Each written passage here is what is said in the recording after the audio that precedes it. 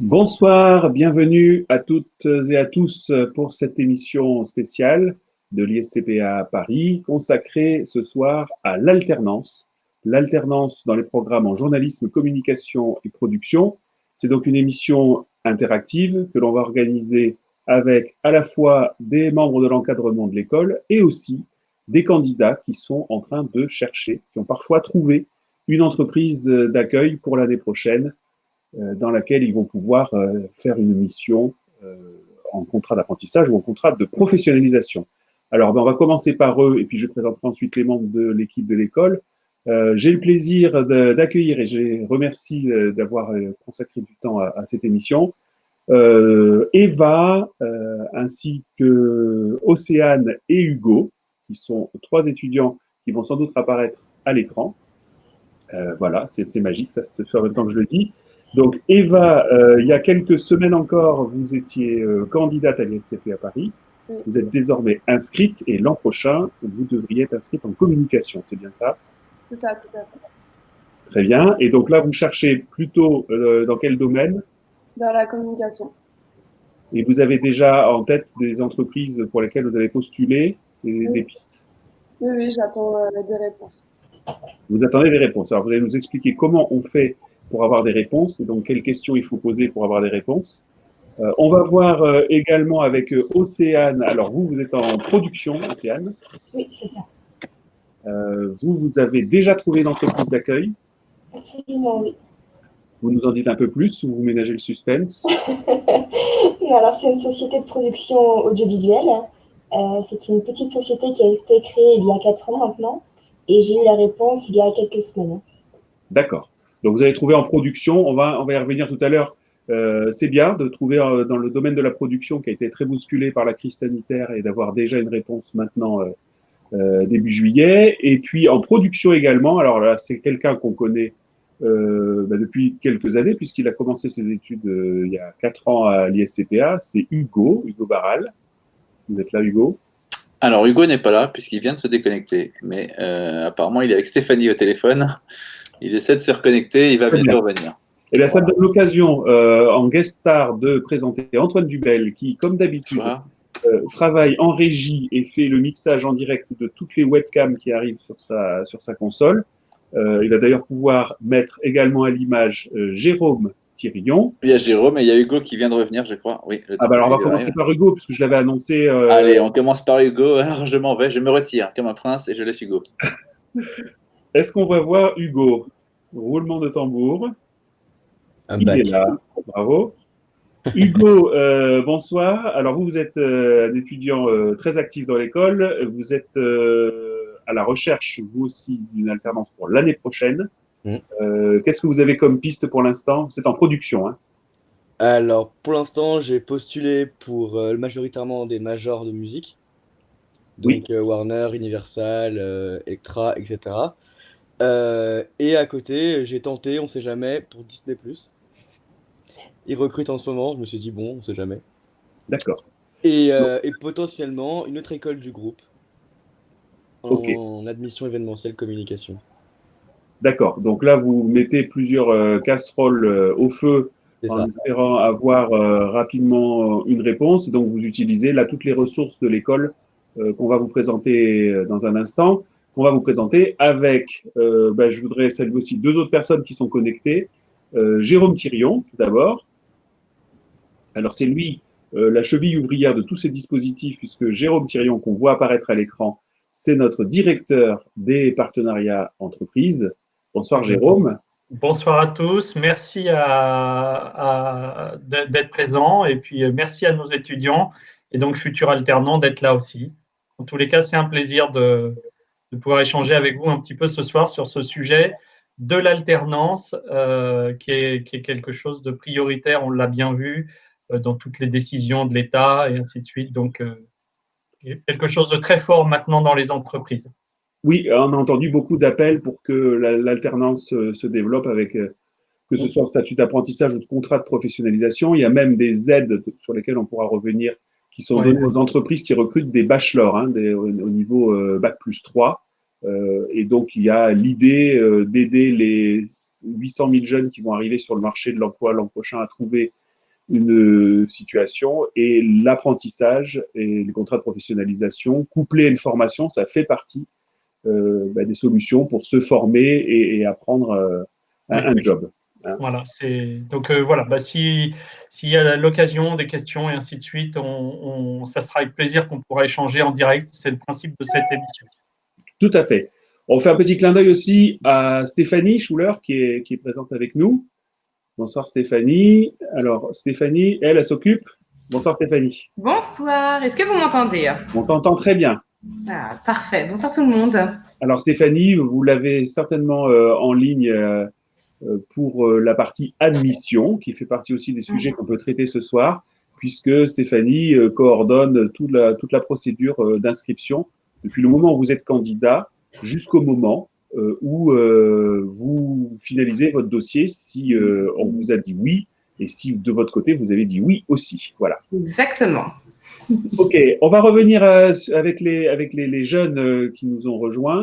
Peut-être qu'on va commencer par ce sujet des admissions. Est-ce que, par exemple, Eva peut nous raconter comment elle s'est inscrite, comment ça s'est passé jusqu'au moment où elle a finalement dit oui avant de rechercher une entreprise. Donc, vous avez passé des tests, comment ça s'est déroulé? Oui, du coup, j'ai passé des tests en ligne, donc un QCM de culture générale, donc il me semble que c'est le Café 80. Très bien. J'ai également passé un entretien avec vous d'ailleurs. Absolument, je me souviens très bien. Et une dissertation. Ok, donc un essai que vous avez également fait en ligne, hein, Tout à fait. qui était lié à un thème de communication. C'est ça. Ok. Café 80, alors j'en dis deux mots. Café 80, c'est un test qui dure 45 minutes, 80 questions, dans 4 grands domaines. Et donc, à l'issue de tout ça, on a les informations sur la profondeur de votre culture générale et de l'ancrage de votre réflexion dans l'environnement. On a vos compétences rédactionnelles qui sont très importantes dans tous les métiers que vous envisagez de faire. Et puis, on a l'entretien. On avait dû bavarder une bonne demi-heure, 3/4 d'heure peut-être. Oui. C'est ça, en moyenne, hein, c'est 40-45 minutes. Ok. Et ensuite, donc, vous avez réfléchi, vous avez dit oui, je vais à l'ISCPA. C'est ça. C'est ça. Alors, qu'est-ce qui s'est passé depuis vous avez donc pris contact ensuite avec Jérôme Thirion, ou Jérôme Thirion a pris contact avec vous. Et qu'est-ce que vous faites depuis que vous êtes inscrite pour trouver une entreprise? Oui, donc je suis en contact avec Jérôme Thirion. On a pu voir ensemble mon CV pour commencer, et également ma lettre de motivation pour avoir le meilleur CV et la meilleure lettre pour pouvoir postuler efficacement. Et on s'est également retrouvés lors des Job Factory, qui sont des séances de groupe avec plusieurs étudiants de l'ISCPA, où on peut échanger sur différents sujets et s'entraider et se donner des conseils. Très bien. Alors, Job Factory, ça, c'est un programme qui est conçu et animé par Jérôme Thirion. Est-ce que tu peux expliquer en quelques phrases la façon dont tu travailles, Jérôme? Oui, moi, faut juste prendre déjà un petit peu mon parcours en quelques mots. Je suis quelqu'un de très dans l'opérationnel depuis des années. Bon, dans la formation, mais sur le côté opérationnel. J'ai pu animer des équipes de vente et différentes choses qui font que je suis pas dans le parcours universitaire. On va aller tout de suite à l'efficacité. Et finalement, la création de ce programme Job Factory, c'est comme ça que je l'ai conçu. C'est-à-dire qu'on regarde les besoins et on vise l'objectif. Voilà. Donc l'objectif, c'est quoi? C'est de trouver une alternance dans une configuration, en plus cette année, un petit peu complexe. Donc il faut absolument, mettre en confiance nos candidats, parce que c'est quelque chose, l'alternance. Hein. On n'est pas stagiaire, on devient clairement salarié de l'entreprise en formation à l'ISCPA. Donc ça, c'est important. Donc les mettre en confiance et puis après, leur donner les outils, parce que j'aime bien le dire comme ça, finalement, trouver une alternance, c'est être aussi, et Eva le sait parce qu'on en a parlé tout à l'heure, c'est être aussi en concurrence. Et donc, il faut savoir mettre en avant ses forces, corriger ses faiblesses et avoir des bons comportements et des belles attitudes face aux entreprises. Donc, Job Factory, en résumé, 2-3 étapes là-dessus. En effet, on regarde de manière individuelle le CV et la démarche, qui est la de l'étudiant. Dans cette démarche, évidemment, il y a la lettre de motivation qui fait partie. Il y a aussi c'est ce qu'on appelle les soft skills, ces compétences propres et personnelles. Ensuite, eh bien, on va essayer de travailler de manière en groupe sur le partage, c'est-à-dire ce qu'on appelle les coworking. Donc là, le soir, vers 18, 19 heures, enfin, on essaie de trouver des horaires qui correspondent. On fait ces échanges-là. Moi, je ne m'inscris pas comme un professeur, comme vous l'avez compris, mais finalement comme un conseiller. Et là, l'idée, c'est de faire échanger les expériences de chacun des étudiants et étudiantes et de le compléter avec une expérience professionnelle que moi, j'ai pu acquérir, comme l'indique ma barbe, depuis quelques années. Voilà. Et trois, la phase de préparation aux entretiens.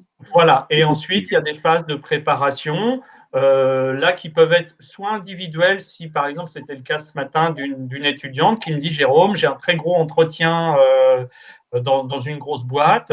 Je lui donne mon numéro, on s'appelle sur WhatsApp, et puis pendant 45 minutes, on simule des entretiens, et je ne suis pas conciliant.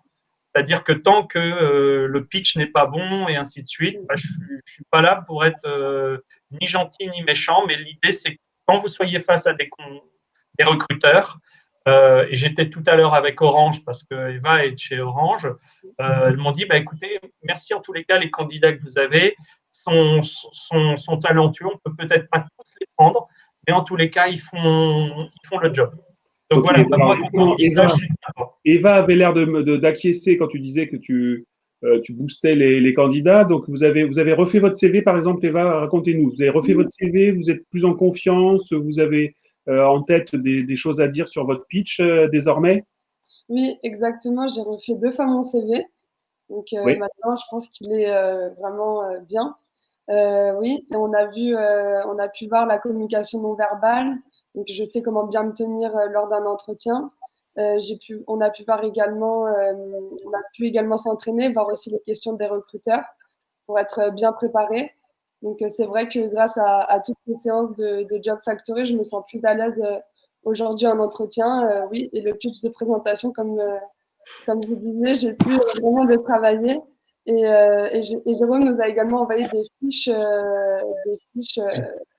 que j'ai pu relire aussi, avec plein de conseils. C'est ça, oui, pardon, j'avais oublié les tutos aussi. Pardon, il y a 9 tutos très, très, très, très pratiques sur comment élargir son réseau, les postures non verbales, les questions des recruteurs, comment écrire une lettre de motivation, mais pas qu'une lettre, un mail de motivation, comment on s'organise dans sa recherche. Enfin voilà, j'ai écrit 9 recueils merci Eva de le dire, qui vous aident aussi également. Voilà. Ok. On va revenir sur un point qui est important parce que là, on est sur toute la phase où on se dit c'est bon, j'ai eu une annonce, donc maintenant je me lance, je candidate jusqu'à l'entretien. Mais il y a une question préalable, c'est est-ce qu'il y a des annonces? Est-ce que les entreprises postent des offres? Alors on va peut-être se tourner du côté d'Océane, qui elle aussi a une autre expérience, pour voir comment on a accès aux offres. Je précise que dans le domaine de la production, et Hugo pourra le confirmer tout à l'heure, on a affaire à des marchés qui ne sont pas forcément visibles sous forme d'annonces sur Internet, mais beaucoup de marchés qui sont liés à des réseaux. Alors peut-être que Océane peut nous raconter de son côté comment elle aussi, elle a passé la phase des admissions et comment ensuite elle s'est mise à la recherche d'entreprise et si elle a eu des annonces par l'intermédiaire de l'école. Océane. Alors, comme Eva, j'ai passé des concours, j'ai réalisé mon entretien avec Mireille Payres, qui est dans la communication, il me semble. Oui, tout à fait. J'ai aussi passé les épreuves Café 80 et ensuite j'ai finalisé mon dossier avec Stéphanie Schuller. Concernant ma recherche d'alternance, alors comme vous disiez, c'est assez difficile en production. Il y a très peu d'offres qui tournent et ça tourne essentiellement dans les contacts. Donc j'ai utilisé le réseau LinkedIn pour obtenir mon alternance. Vu que j'étais en stage en même temps, tous les contenus que je faisais dans la journée, je les postais ensuite sur mon compte LinkedIn pour avoir de la visibilité. Je contactais aussi de nombreuses personnes, je ciblais des sociétés de production pour que je puisse être repérée par toutes ces sociétés-là. Et j'ai eu de la chance, et qu'une de ces sociétés que j'avais justement en tête est venue me contacter à la suite d'un poste de mon CV. D'accord. Donc là, vous avez eu peut-être quelques annonces de la part de l'école, mais vous avez pu par vous-même activer votre réseau sur LinkedIn, hein, c'est bien ça. Oui, c'est bien ça. Justement, puisque Jérôme Thirion nous l'avait dit, Jérôme a apprécié votre démarche qui m'a décrite précisément avant cette émission. Il m'a dit que c'était assez audacieux, que vous aviez fait des gros efforts sur le CV. Alors, est-ce que vous pouvez nous en dire plus? Et pendant ce temps, je pense qu'Antoine Dubel va aller rechercher dans sa base de données ce qu'il peut trouver sur LinkedIn vous concernant. Oui. Alors, votre CV? Alors, j'avais un CV classique au départ et Jérôme m'a montré qu'il y avait beaucoup de choses à changer, donc je l'ai refait avec lui en version numérique. Et comme je postule dans la production, je me suis dit que c'était vraiment intéressant de faire un CV vidéo. Okay. Et c'est pour ça que j'en ai créé un et j'ai ensuite posté sur LinkedIn. D'accord, donc le CV vidéo, c'est celui qu'on va voir apparaître à l'écran. Combien de vues, Océane, sur votre CV? Combien de vues, je ne sais pas, mais beaucoup. J'étais assez surprise. Non, mais moi, je vous le dis parce que moi, je le sais, mais c'est pour ça que je vous interroge. Je ne me rappelle plus. Ce qu'on va faire, Antoine, c'est qu'on va mettre le CV en plein écran, on va en profiter, enjoy, comme on dit, et puis on se retrouve tout de suite après.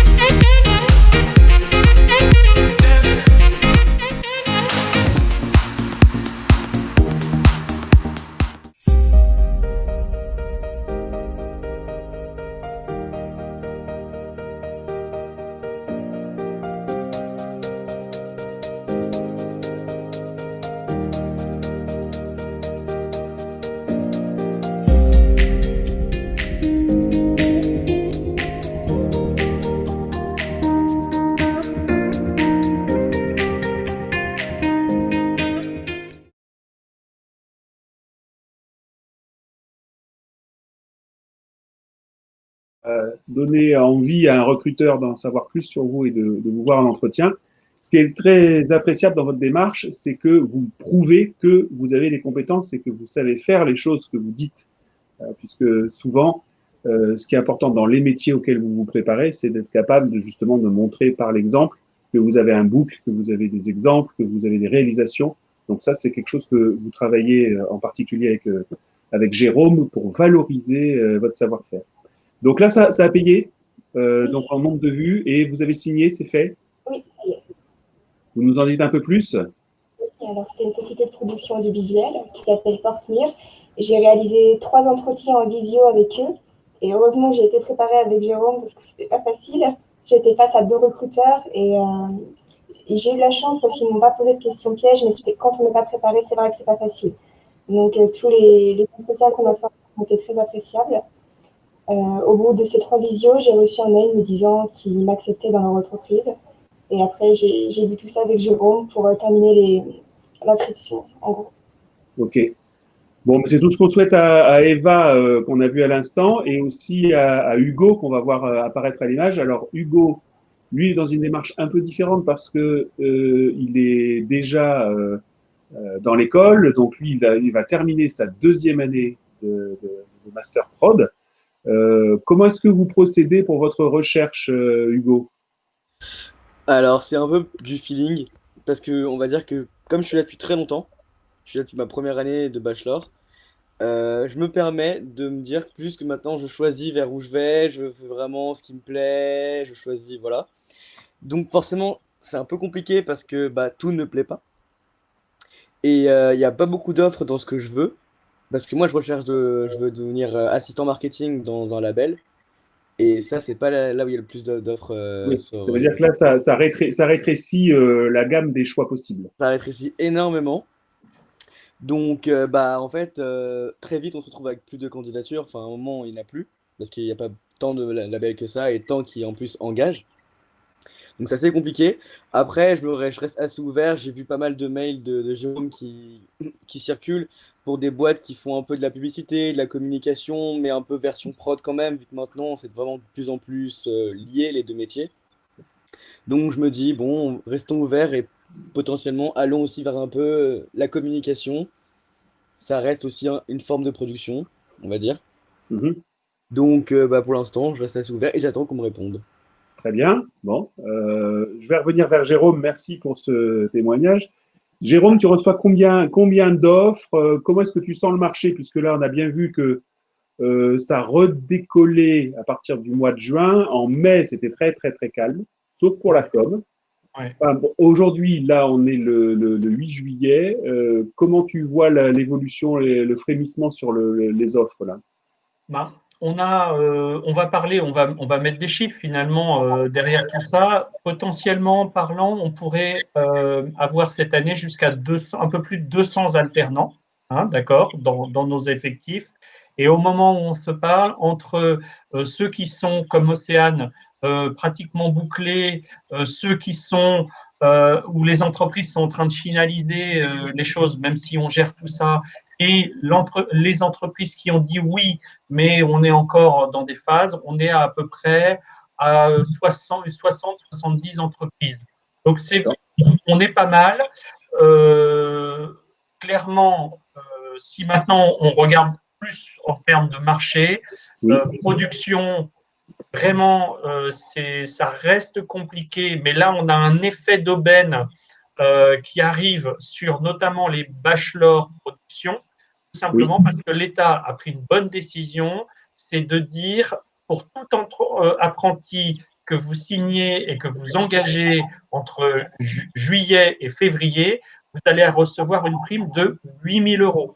Si on additionne ça avec des aides, essentiellement des entreprises de la prod sont à l'AFDAS, un OPCO qui finance, on arrive finalement à trouver un apprenti pour 500 €. Donc ça, les étudiants l'ont compris et s'en servent comme argument. Donc ça décolle un peu, mais c'est vrai qu'il faut forcer un petit peu le marché sur la partie production.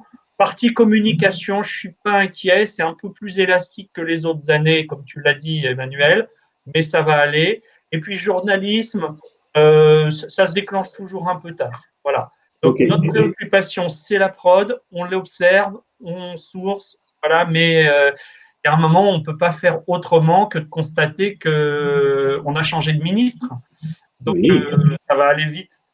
Très bien. Si je reviens sur le chiffre que tu as donné, parce qu'on a publié, toi et moi, des posts là-dessus sur LinkedIn notamment. En effet, pour une entreprise aujourd'hui, hein, une entreprise qui prend un jeune en 3e année de bachelor, qui prépare un titre au niveau 6 en production ou en communication, puisqu'on a les 2 formations chez nous à ce niveau, elle peut recruter un jeune et avec toutes les aides qu'elle a, ça lui revient au fond moins cher que si elle prenait un stagiaire. Clairement. Beaucoup, clairement, hein, au moins 100 € de moins. Donc, voilà, donc il ne faut pas avoir de peur par rapport à l'alternance.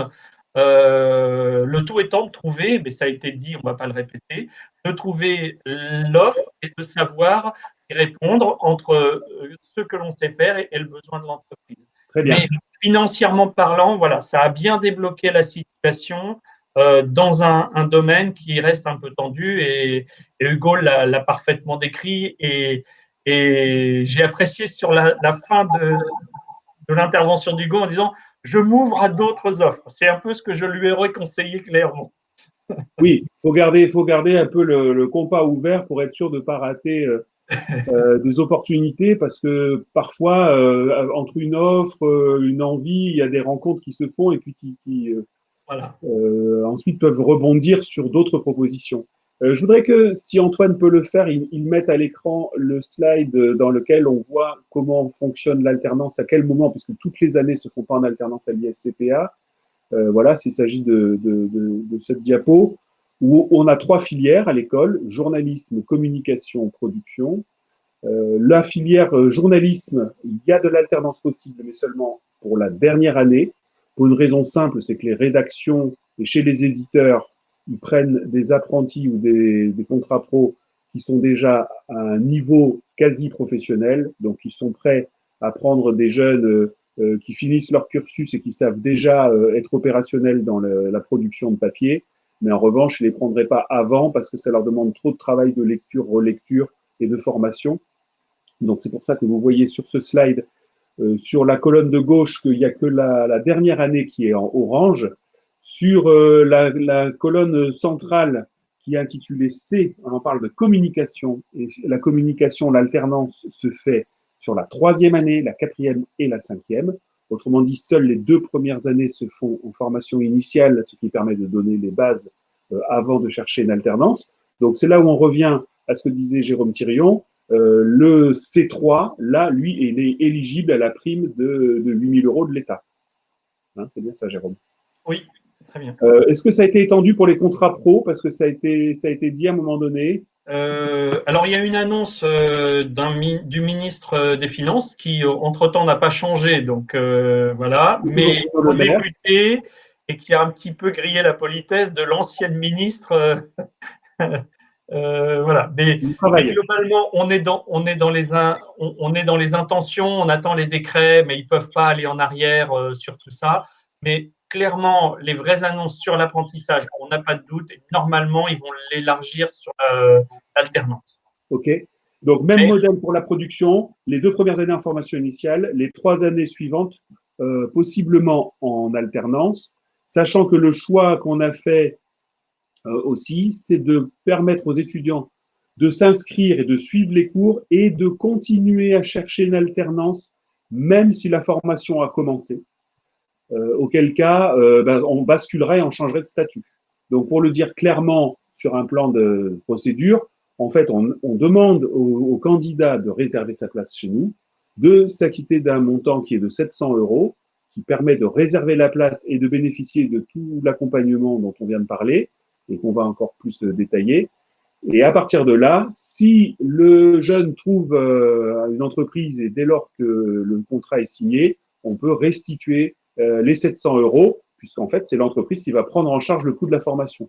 Donc, ça nous permet à nous d'avoir un effectif maîtrisé d'une population qu'on peut vraiment suivre, accompagner et conseiller, et non pas une horde d'étudiants qui nous dirait « je verrai si je viens vous voir à la rentrée ». Ça permet de mieux cibler les attentes des uns et des autres. Et puis, ça permet aussi à l'étudiant de bénéficier de l'accès aux offres et aux outils qu'on propose dans l'école. À propos d'outils, Jérôme, tu continues à alimenter e-alternance?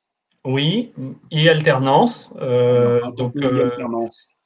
Voilà, e-alternance. Je ne sais pas si on pourra le voir à l'écran. Donc, c'est une appli, alors un peu petite, voilà. Mais e-alternance, en effet, voilà.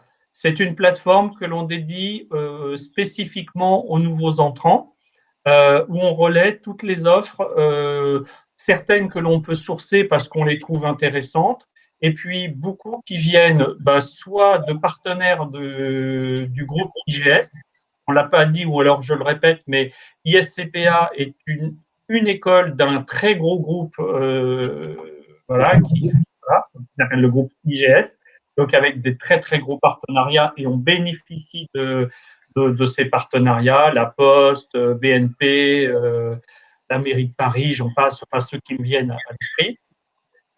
Et puis aussi, encore, ça arrive assez régulièrement, les offres des anciens. Voilà. Ou donc des partenaires qui nous connaissent et qui font appel à nous assez régulièrement, par exemple Orange, c'est un peu le cas. Donc, voilà à quoi sert e-alternance qu'on alimente. On va le regarder en image. Je vais juste préciser auparavant que ces outils-là sont disponibles auprès de nos populations de candidats, mais qu'encore une fois, ça je l'ai déjà dit dans les entretiens, dans les journées portes ouvertes, notre objectif, c'est vraiment d'avoir des classes homogènes, d'étudiants motivés. Donc, c'est pour ça qu'on reste une école à taille humaine. Dans nos classes, il y a 25 à 30 étudiants maximum, ce qui nous permet de suivre chacun et tout le monde. Donc, je ne vais pas dire que c'est un mariage, mais quand même, on se choisit mutuellement à un moment donné et on est sur une base de confiance. Donc, tous ces outils, on les met à disposition des étudiants, on les accompagne en étant certain qu'on ne va pas avoir notre base qui est spammée ou qu'on n'aura pas de retour négatif, puisque tout ça est très encadré. Donc, on va voir ce que ça donne en image. Là, on voit le site e-alternance, je vais peut-être commenter en direct. Donc, c'est un site auquel on accède par un mot de passe et dans lequel, tous les jours, il y a un recueil d'annonces qui sont arrivées à l'ISCPA, que l'on peut donc choisir par critère. Est-ce que je veux en communication, en journalisme, en prod? Sur une annonce donnée, on a le détail qui apparaît à l'écran avec le nom des contacts, donc on sait de qui il s'agit. Et puis, il y a également la possibilité d'utiliser un moteur de recherche pour regarder par région ou par type d'entreprise où les annonces ont été publiées. Pour information, l'an dernier, on a dû recevoir autour de 500 annonces sur une campagne complète. Donc, alors, il y a des annonces qui viennent en région, il y en a qui sont complètement adaptées à nos besoins, il y en a d'autres qui sont à la limite entre peut-être le journalisme, la com, comme on l'a vu avec Océane. Mais globalement, il y a un vivier d'annonces qui permet de répondre à l'essentiel des besoins en communication sur ce site.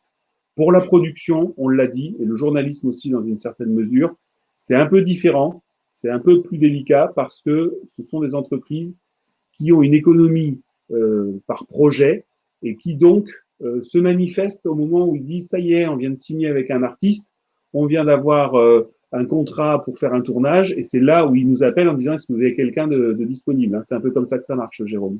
Oui, c'est exactement ça. Moi, je sais qu'Eva est une assez grosse consommatrice parce que, je ne devrais pas le dire, mais je vois qu'il se connecte quand même. Je suis, comme tu l'as dit, on essaie de suivre les étudiants les plus assidus. Moi, j'aimerais bien avoir un retour comme ça en direct live, j'espère positif, s'il n'est pas tombé, de Eva par rapport à ça. Parce que je sais que tu te connectes régulièrement, Eva. Oui, je me connecte régulièrement. Il y a beaucoup d'offres, quand même des offres intéressantes. Et toutes les entreprises qui m'ont contacté font partie du groupe IGS. C'est vrai que je candidate de mon côté et j'ai moins de réponses, voire pas du tout de réponses. Peut-être que je vais dire un mot à ce stade sur le groupe IGS, parce que on a l'impression que c'est une énigme. Le groupe IGS, c'est une fédération d'associations. Et ces associations, ce sont les écoles qui composent cette fédération. Donc, c'est un groupe qui s'est développé avec 45 ans d'histoire, qui a commencé par les métiers des ressources humaines, ce qui fait qu'on a un poste d'observation avancé pour avoir accès à des offres et l'identification de besoins, en formation notamment. Et donc, dans l'histoire de l'école, plusieurs écoles se sont créées par métier. On a une école dans l'immobilier, on a une école en ressources humaines, une école en informatique, et puis il y a l'ISCPA, une école qui a été créée il y a 30 ans, à l'époque où il y avait un besoin de formation pour les journalistes, la com et la prod, puisque c'était il y a 30 ans le développement des chaînes de télévision et de radio par câble et satellite. Donc c'est comme ça que la décision a été prise de créer l'école. Et en 30 ans, l'école a pu se faire un nom auprès des professionnels des médias, puisque Jérôme parlait de l'AFDAS et du secteur de la production en particulier, mais aussi auprès des entreprises du groupe IGS qui sollicitent le groupe IGS au sens large, donc qui vont avoir des besoins de la distribution, de Monoprix, Auchan, en passant par l'industrie, en passant par les services, la SNCF, que sais-je. Donc on a pour ça un grand volant d'offres et de sollicitations en communication, parfois en production et de temps en temps en journalisme, mais là, journalisme, c'est plutôt les réseaux que l'on cultive, nous, avec les professionnels qui viennent donner des cours chez nous.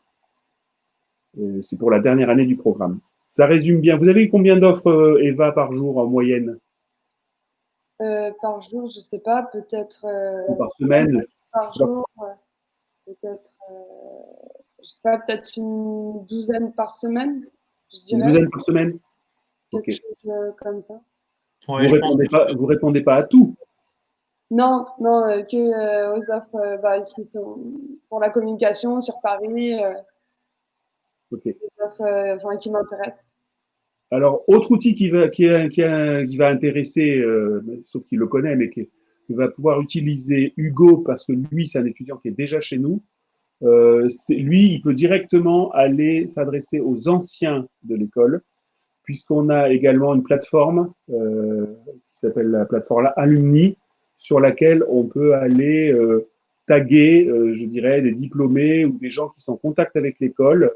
Peut-être que tu veux en dire quelques mots, Jérôme, avant que Antoine nous trouve le film qui va avec. Bah, oui, tu as dit les chiffres clés. Une école qui a 30 ans, évidemment, elle a autant de promotions. Donc, elle a autant d'anciens, même si, on le sait, la proportion d'anciens très actifs, elle est peut-être de 5 à 10%, mais 5 à 10% d'anciens sur 30 ans, ça peut vite faire un grand nombre de personnes positionnées dans beaucoup d'entreprises. Donc, ISCPA Alumni, c'est à ça que ça sert.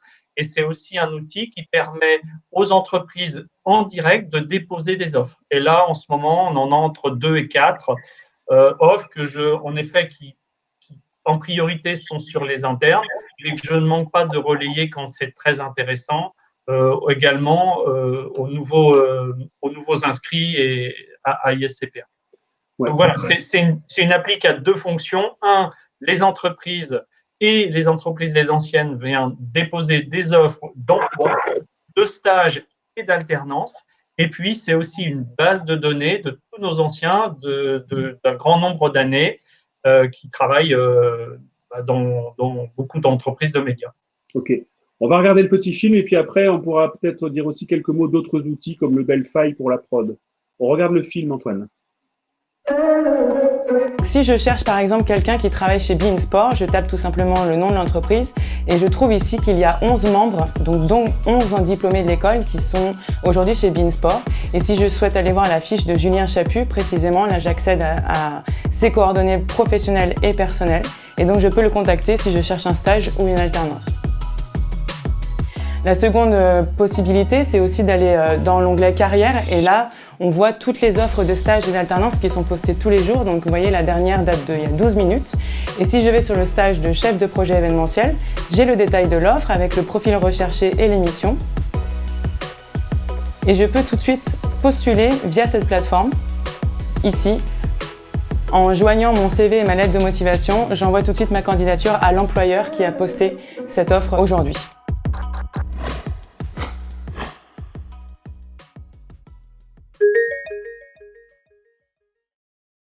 Voilà, donc ça c'est l'outil qu'utilisent les étudiants internes, j'allais dire après la rentrée pour trouver des missions, des contacts ou un premier emploi quand ils sont diplômés.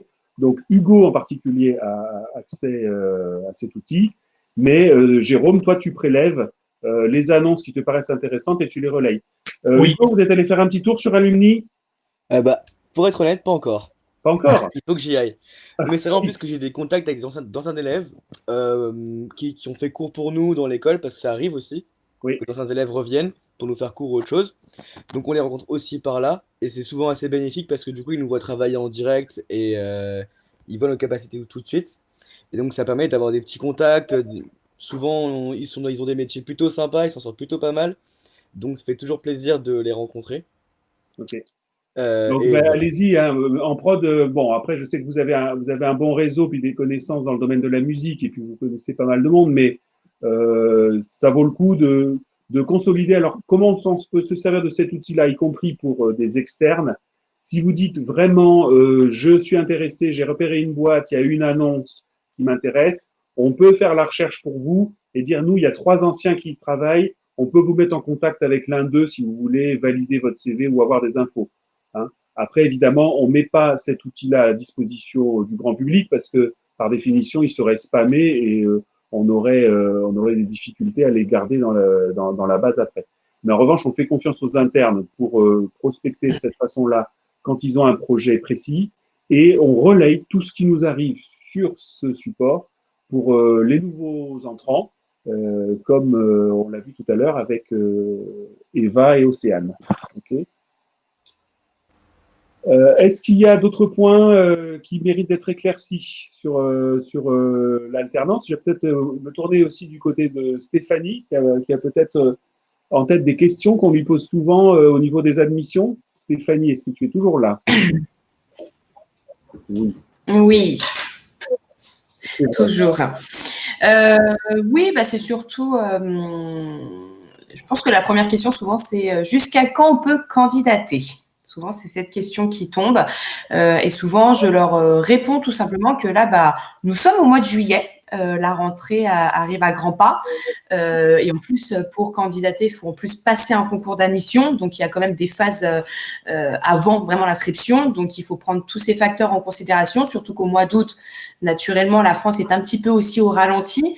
Donc là, il faut se positionner. Là, idéalement, il faut passer le concours très très vite parce que c'est surtout que là les classes se remplissent et qu'après on pourra pas vous garantir on pourra pas garantir les places à 100% et qu'il y aura peut-être après des listes d'attente, il faut le dire aussi. Et puis surtout que pour chercher une alternance, c'est bien d'avoir un établissement scolaire parce que c'est rassurant, donc il faut pas tarder. Là je pense qu'il est même voilà.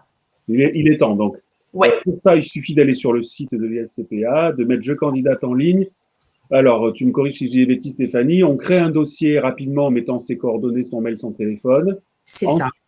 Ensuite, on suit les indications pour programmer l'épreuve de Café 80. Tout ça, ça se fait à distance, en ligne, depuis chez soi. Totalement. OK. Donc, les deux épreuves se font sur cette modalité. On le fait à distance chez soi. Et ensuite, moi, je sais que pour les entretiens, il y a un rendez-vous qui est pris et on peut le faire soit à l'école pour ceux qui veulent venir visiter et qui n'ont jamais vu les locaux, mais le plus souvent, ces dernières semaines, ça s'est fait directement sur WhatsApp, où on échange sur le projet à partir du CV. Si la réponse est positive, ensuite, on va dans les patounes de Monsieur Thirion, ici présent, et Job Factory démarre, et à ce moment-là, vous passez à la moulinette avec la revue de vos outils, des conseils, des échanges, et surtout des annonces qui peuvent vous arriver pour vous stimuler et vous donner envie de postuler. Exactement. Et si je peux juste ajouter une information quand même très importante, c'est que les frais de concours sont toujours offerts, donc profitez-en. Voilà. Okay. Jérôme. Il y a aussi des candidats qui arrivent avec leur alternance. On les accueille à bras ouverts. Exactement. Il y a déjà des étudiants. Mais attendez, parce que j'en profite, je le dis avec humour, mais quand même avec un fond de sérieux. C'est pas parce que vous avez une alternance qu'on sera conciliant sur le concours d'entrée. C'est ça, il ne faut pas oublier, parce que souvent, c'est pas un échange. Nous, on essaie de privilégier cependant la qualité des effectifs et ainsi de suite. Donc, si vous avez votre entreprise, eh bien, c'est super, mais ça n'empêchera pas de faire ce qui a été dit par Océane et Eva. Café 80, l'épreuve écrite et l'oral. Et voilà. Voilà. Donc, je le dis. Mais tu fais bien parce que c'est vrai que beaucoup peut-être peuvent penser en disant c'est bon, j'ai le contrat, donc donnez-moi le dossier d'inscription, sauf qu'en effet, il y a le concours qui est la première phase et qui est obligatoire. On s'assure des connaissances et du socle minimum ou maximum, en tous les cas, de nos candidats.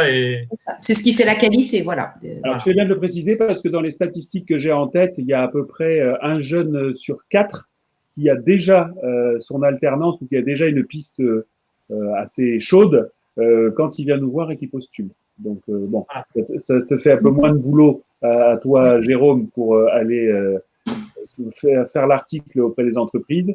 Mais pour autant, je maintiens avec vous qu'en effet, on sera attentif à la qualité de vos projets, de votre profil. On va peut-être redire un mot à nos 3 étudiants. Merci Jérôme et Stéphanie. Merci à vous.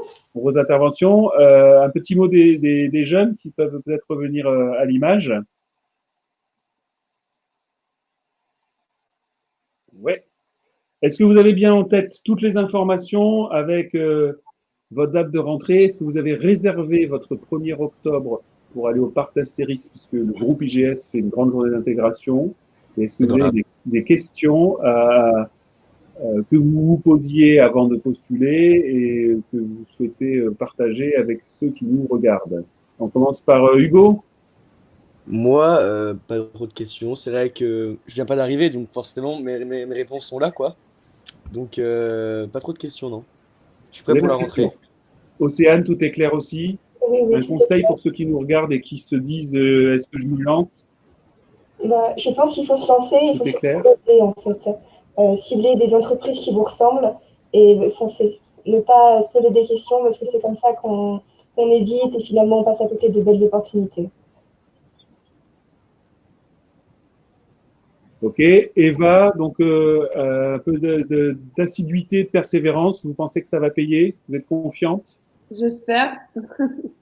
Alors normalement, je vais le dire clairement, en communication, dès lors que ça matche avec nous, que vous commencez à vous entraîner peut-être sur une ou deux alternances au départ, vous allez avoir le problème inverse, c'est qu'un jour vous allez dire qu'est-ce que je fais? J'en ai 3 qui m'ont dit oui dans la même semaine, comment je fais?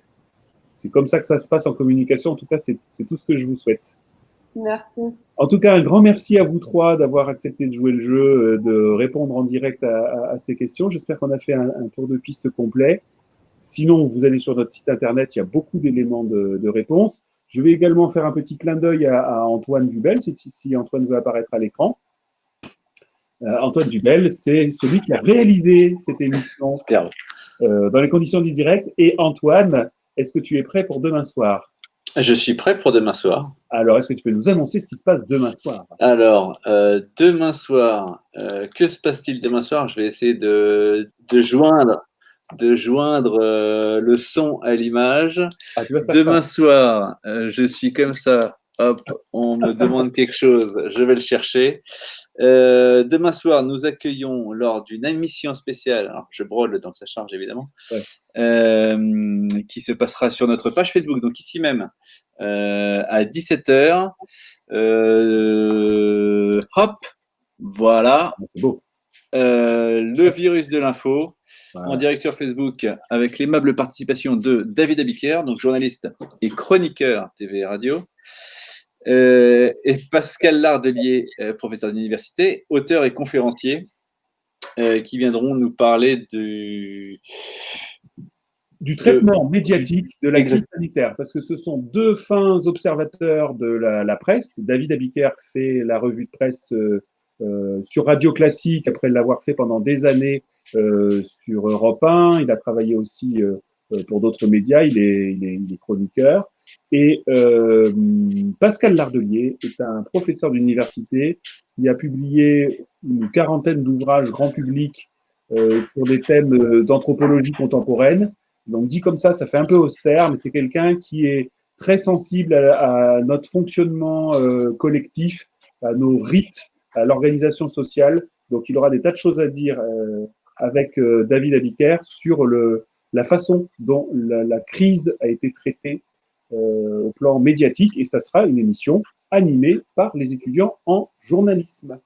Voilà. Et réalisée par Magic Antoine Dubel. C'est ça. Qui est aux commandes de la réalisation pour ce soir.